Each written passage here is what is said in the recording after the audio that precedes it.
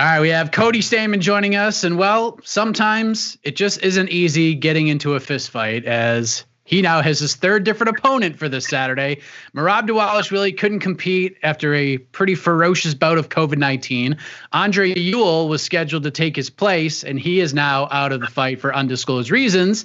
And now he's going to face newcomer Askar Askar at UFC Vegas 18. Cody Stamann back on the show with a lot to discuss. How are you, my man? I'm good now. I'm real good now. But man, it was a long weekend. Obviously Merab, that was a huge fight. I dedicated 3-4 hard months, in preparation for Merab. I was supposed to fight him in December. Injured my back, so I tried to get it pushed back a couple weeks. The UFC couldn't do it, so we get rescheduled in February. So now I've been training for Merab. I trained for Merab for 4 months. 3 weeks out, he gets COVID. Huge bummer for me. I was getting ready for Merab. You know what I mean? I was wrestling like I was in college wrestling again.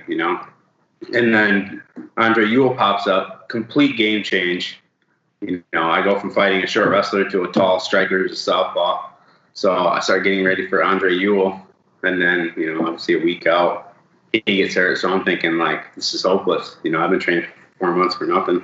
Well, not for nothing, but, it's going to be hard for them to give me a fight. And then this Askar Askar pops up, who's an orthodox guy. He's from the Midwest. He's fought a couple guys I know, and they want to do it at 145 pounds. And I'm ecstatic, dude. I am ecstatic. I'm like, I don't have to cut weight. I don't have to fight a guy that's got an 80-inch reach, and I don't have to fight a guy that it's going to shoot on me 47 times. And he's a UFC new guy. Dude, I ate more food last night than I've ever eaten before a fight in my life. I'm I woke up this morning. I literally just woke up. I was up all night watching movies, eating, just like having a vacation. And now I'm awake, and I'm like, dude, it's fight week. This is hilarious. and I'm still probably only 10 pounds overweight, so I'm feeling good, dude. There you go. I'm having a nice morning. So all's well that I guess kind of ends well, right? I mean, we still got to get to Saturday, but right now, Not too shabby, right? Yeah. I'm happy. I feel bad for Askar, but I'm happy. So I'm curious because you mentioned the Merab fight. You guys are supposed to fight in December. You had an injury. There's the back. I know reports came out you had COVID, which wasn't accurate, but yeah, you were hoping the fight would get pushed back another week or two. Merab wanted to keep his date. He got a different opponent. Didn't happen. And now fast forward a little while later, Merab wanted to push this fight back a couple weeks. And he told me you were basically like, nah, no thanks. I'm going to keep this date. So that's kind of what I've gathered with all this. So what's accurate and what has holes? That's true. 100% true. Listen, one in the hand with two in the bush. You know what I mean? I maybe push the fight back with Merab, and maybe the UFC can't do it for another month. You know what I mean? I didn't want to flirt with that. And I think, he's probably pissed that I wasn't willing to do that, but, he wasn't willing to do that for me either. You know what I mean? In the UFC, I think it's easier for the UFC to replace one guy than to move a whole fight and try to get 2 more fights on the card on short notice. It made sense, and I understand why they do it like that. And listen, it's not like Merab and I aren't going to have opportunity to fight each other. You know what I mean? There's a lot of fights. There's a fight every weekend for the next 6 months. We'll have the opportunity to fight each other. If he keeps winning, I keep winning, we're going to fight. It's just a matter of time. So this is going to be the first time we've had the chance to see you fight since July. You fought Jimmie Rivera in Abu Dhabi. Didn't go your way. It seemed like you and Jimmie had been circling around each other for so long, and then you guys finally fight, came together pretty quickly, and Rivera gets, really quickly. He gets the win. What did you take away from that fight and your performance overall? Because, like you said, came together in a week. Seems like the fight probably deserved a bigger build, but it is what it is. Don't take fights with world-class guys with no training. that's what I took out of. I mean, that was it. You know, maybe of all the mistakes I've made in my career, as far as like fights I should take, fights I shouldn't take, that was the worst decision I've ever made, like in my athletic career. Like I said, I had just fought 4 weeks before that. I fought Brian Kelleher, and there was a lot of things tied to that fight that, you know, that were heavy. And I did not train one day before I got the phone call for Jimmie Rivera. From the time I fought Brian Kelleher, I go home, I take care of some heavy family stuff, and then I come back to Vegas. I'm home for 3 weeks. Come back to Vegas. I'm home for a week in Vegas. I think I maybe did actually go to the gym like once or twice that week. Probably didn't really train hard. Didn't actually train. Wasn't training like I was getting ready for a fight. And then the Rivera opportunity pops up, but it's not Rivera initially. It's Frankie Edgar. Someone calls you to fight Frankie Edgar. You know, that's a legend. That's like a bucket list fight for me. And I said yes, of course. But I can't make the weight. It's got to be at 45.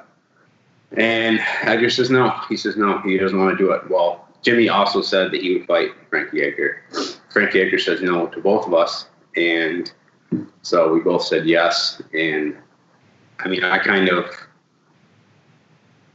know. I thought he would be he'd be fighting on a week's notice. I'd be fighting on a week's notice. It'd be pretty much the same. But, I mean, to be honest, Jimmie Rivera was in the gym and I wasn't, so I went into that fight with absolutely no preparation, and it showed. Man, I looked like shit. I mean, everything was slow, nothing came off the way it should have. I go from having one of my best performances against Brian Kelleher, someone who I was very prepared for, under dire circumstances, to fighting Jimmie Rivera with, no preparation, and it showed. And that's just, that's it. I mean, you have to be ready to get in a cage fight against a guy like Jimmie Rivera. You know what I mean? Like, his last fight was against Peter Yan, where he was winning, 14 minutes of that fight. If I go back and I'm as prepared as I was for Brian Kelleher as I am for Jimmie Rivera, I kicked Jimmie Rivera's ass. I know that in my heart. I just did not have a gas tank. Nothing was sharp. And that's on me. I mean, I made the decision to fight, and I just let my ego take over, thinking that I was just going to pull something out of my ass and make it happen. It just didn't. It didn't work that way. Was there a part of you that maybe took that fight thinking that maybe the Edgar fight might happen? Like, maybe something would happen, you might sneak in there somehow? Yeah, definitely. You know what I mean? Like, I long for those big fights. I really want those big fights. And, Jimmie Rivera is a big fight, but he's not Frankie Edgar. I thought maybe there was still a chance that, something could happen. And I thought that maybe if I did this for the UFC, that fight would be next. But obviously, you can't have a shit performance and lose and then start asking for bigger fights, so. I shot myself in the foot there, and now I'm at a point where I'm digging myself out of a hole, and it starts this weekend. This weekend. I mean, I'm maliciously prepared. You know what I mean? I was prepared to make 136 pounds. I'm making 145 pounds now. I'm really not going to have to cut much weight. I am in insanely good shape. I'm not going to need a judge in this fight. Like, I am going to knock this kid out. If he makes it out of the first round, he won't make it out of the second.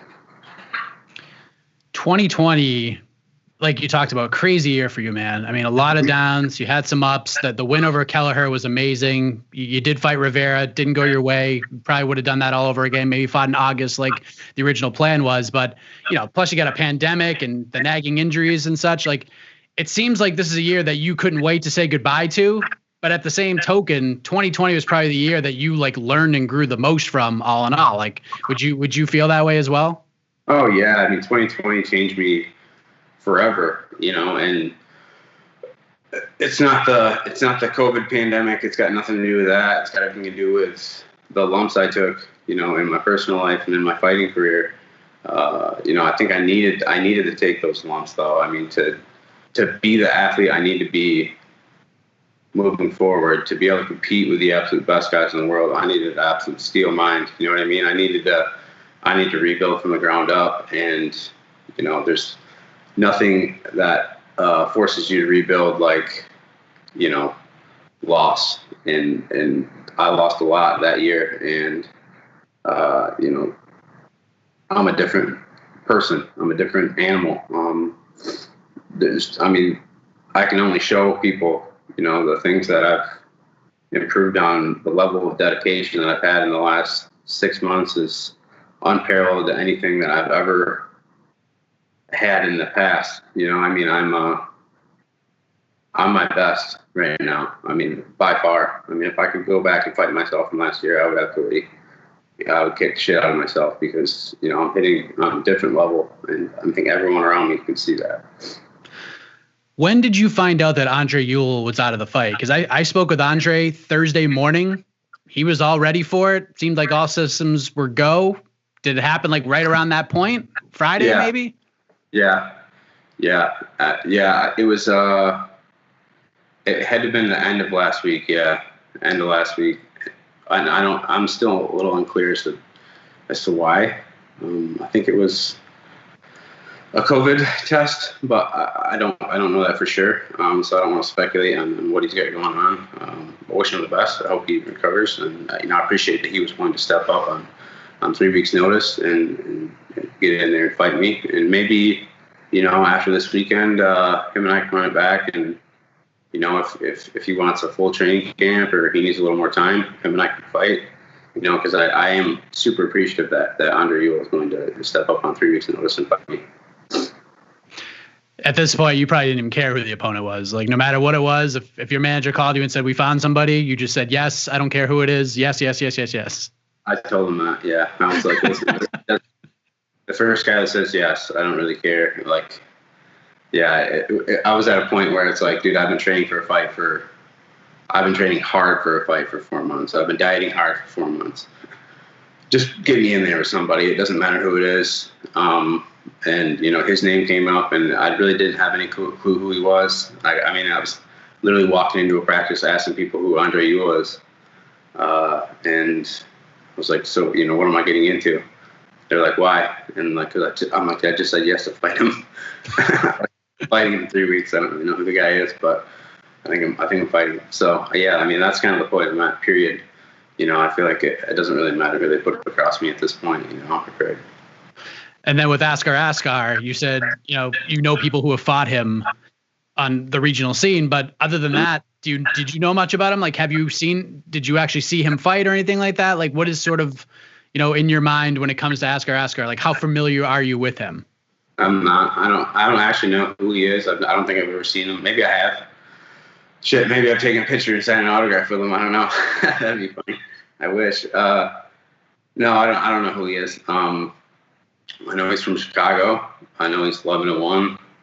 I know he's Orthodox. I know he's 5'7".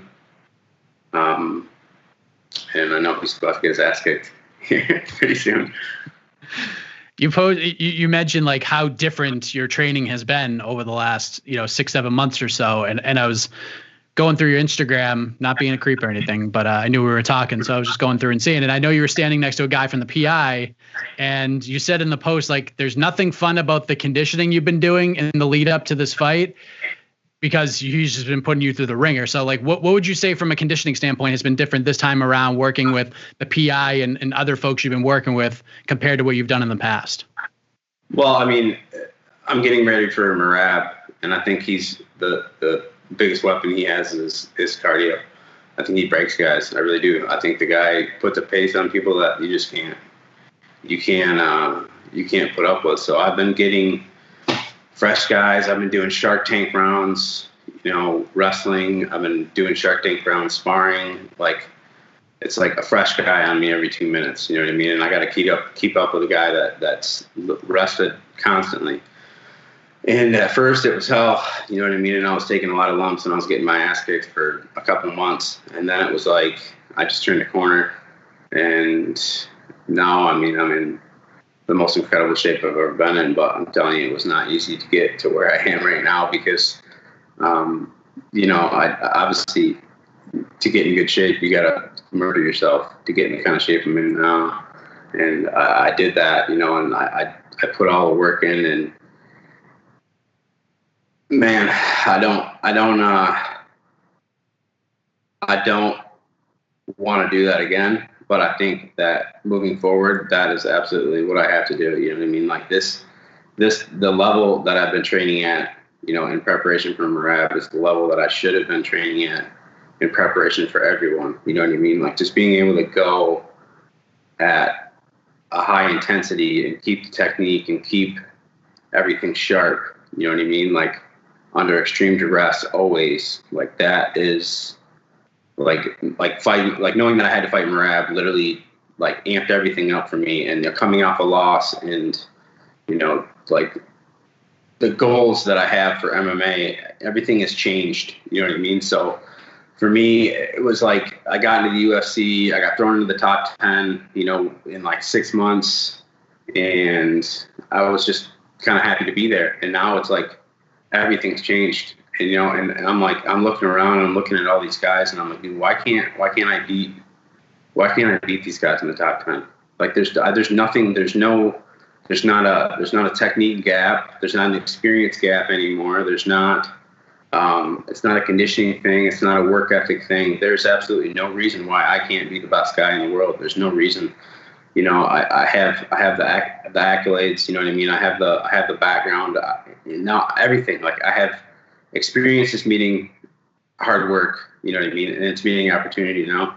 And I'm at a point where I believe that I can make a run for the top of this division. I mean, and bantamweight is the hardest division in combat sports, if you're asking me. I mean, we're talking about 4 or 5 champs in the top 10, and then a couple that aren't even ranked. I mean, it's absolutely insane. So I'm ready to take this shit over. Like, I'm ready to run the bantamweight division. And it starts next Saturday. You hear fighters all the time. I've interviewed so many of them at this point where, they come to this realization where they've like sort of been humbled to a certain point, and then the switch flips and everything turns super serious, kind of like what you're going through right now. And they like to say like, you're going to see insert name 2.0 come Saturday, but in like a weird, even though it's kind of cliche, do we feel like we're going to see Cody Stamann 2.0, like this new level of Cody Stamann that maybe you were hoping we could have seen in 2017, even though you were winning, but still like you feel like you're in a different place now?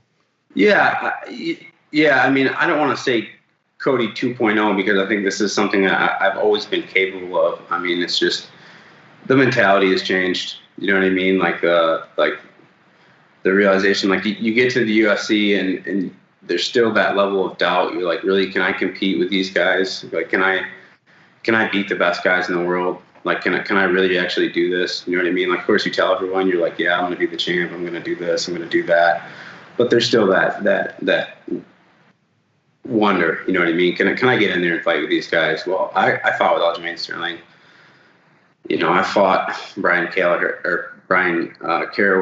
my third UFC fight, and beat him. And shit, I even surprised myself. Like I didn't. I went from fighting guys in in someone's backyard in Michigan to, fighting in the UFC. And next thing you know, I'm in the top 10, and it happened. Everything happened so fast. And like I wasn't experienced at that level. You know what I mean? I hadn't trained with guys like that. I've been training in Michigan. My training partners were like me. They weren't it's high level. And now I've been in Las Vegas for over a year. I've been training with the best guys in the world day in and day out. And, I took a lot of ass kickings over the last year and a half. I've had no choice but to level up. And you got to see a piece of that in the Kelleher fight, and that was another fight where it was, essentially short notice, but I was just training so hard at that point. It didn't matter. Like I took that fight on 2 weeks notice, you know what I mean? And now I've had, 4 months to prepare, and everything is sharp. Everything is insanely sharp, and like you call it Cody 2.0, but I'm just saying like, this is like, I'm just finally doing everything right. you know, really, really doing everything right and just leaving no stone unturned. And, you know, it'll show. It'll show. There's no question. I mean, listen, it hasn't been a fun thing to be a training partner of mine lately. You know what I mean? Like, and I've been seeking out the nastiest rounds every single round, and I don't think anybody really wants to go with me. I think everyone's happy that I'm fighting and probably going to take a vacation in the gym because, you know, I've been a handful for everybody. And I'm super thankful for everyone that's helped me. And I'm sorry for the beatings I put on anybody, but yeah, it's all leading me here. You'll thank him in the post-fight speech, right? That's right. There you go.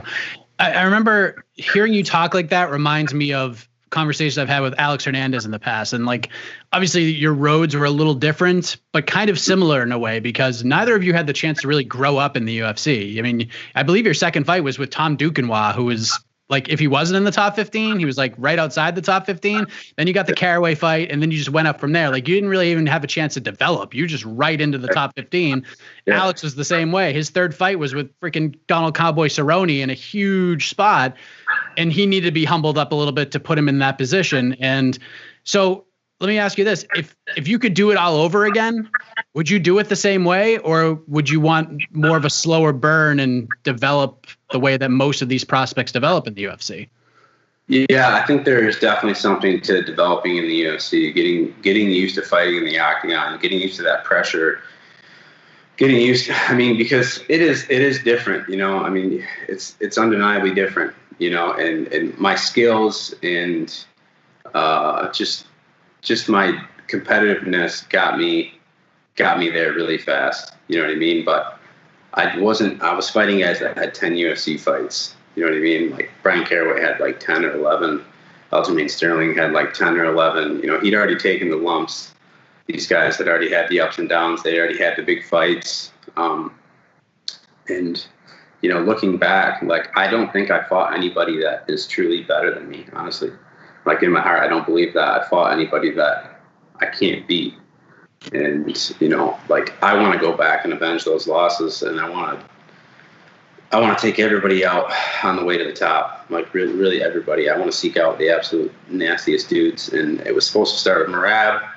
Maybe that fight still happens in the future, and, you know, I want to prove to myself and everybody else that I am absolutely the best guy in the world, and the direction I'm headed, like, there will be no questions about that.